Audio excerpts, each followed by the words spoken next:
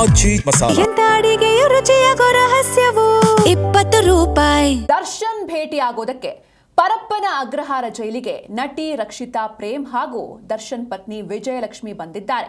ಇಬ್ರೂ ಕೂಡ ಬೇರೆ ಬೇರೆ ಕಾರಿನಲ್ಲಿ ಜೈಲಿಗೆ ಆಗಮಿಸಿದ್ದಾರೆ. ದರ್ಶನ್ ಜೈಲು ಸೇರಿದ ಬಳಿಕ 2ನೇ ಬಾರಿ ಜೈಲಿಗೆ ಬಂದಿದ್ದಾರೆ ನಟಿ ರಕ್ಷಿತಾ ಪ್ರೇಮ್. ದರ್ಶನ್ ಭೇಟಿಯಾಗಲು ನಟಿ ರಕ್ಷಿತಾ ಪ್ರೇಮ್ ಹಾಗೆ ದರ್ಶನ್ ಅವರ ಪತ್ನಿ ವಿಜಯಲಕ್ಷ್ಮಿ ಬಂದಿದ್ದಾರೆ.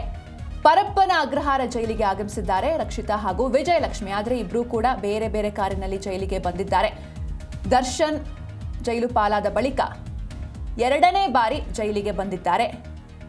ಸಹ ನಟಿ ಸ್ನೇಹಿತೆ ರಕ್ಷಿತಾ ಪ್ರೇಮ್ ಜೈಲಿನ ಚೆಕ್ ಪೋಸ್ಟ್ನಿಂದ ನಡ್ಕೊಂಡು ಹೋಗಿದ್ದಾರೆ ನಟಿ ರಕ್ಷಿತಾ.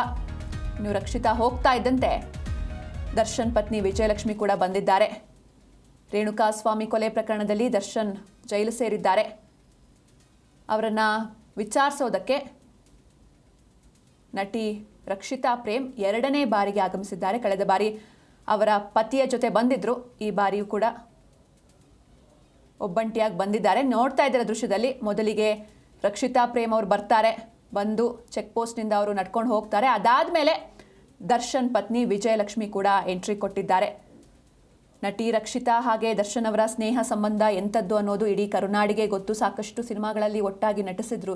ಅದಾದಮೇಲೂ ಕೂಡ ಸ್ನೇಹಿತ ಕಷ್ಟದಲ್ಲಿದ್ದಾಗಲೂ ರಕ್ಷಿತಾ ದರ್ಶನ್ ಅವರ ಪರವಾಗಿ ನಿಂತಿದ್ರು. ಕಳೆದ ಬಾರಿಯೂ ಅವರು ಬಂದು ನೋಡ್ಕೊಂಡು ಹೋಗಿದ್ರು. ಜೊತೆಗೆ ಪ್ರೇಮ್ ಕೂಡ ಬಂದಿದ್ರು. ಈ ಬಾರಿ ರಕ್ಷಿತಾ ಒಬ್ಬರೇ ಬಂದಿದ್ದಾರೆ. ಹಾಗೆ ಕಳೆದ ವರ್ಷ ಅವರ ತಮ್ಮನ ಮದುವೆ ಇತ್ತು. ಮದುವೆಗೂ ಕೂಡ ದರ್ಶನ್ ಅವರು ಬಂದಿರ್ತಾರೆ. ಈಗ ಅವರ ಆರೋಗ್ಯವನ್ನು ಅಥವಾ ಅವರ ಕುಶಲೋಪರಿಯನ್ನು ವಿಚಾರಿಸೋದಕ್ಕೆ ನಟಿ ರಕ್ಷಿತಾ ಪ್ರೇಮ್ ಬಂದಿದ್ದಾರೆ.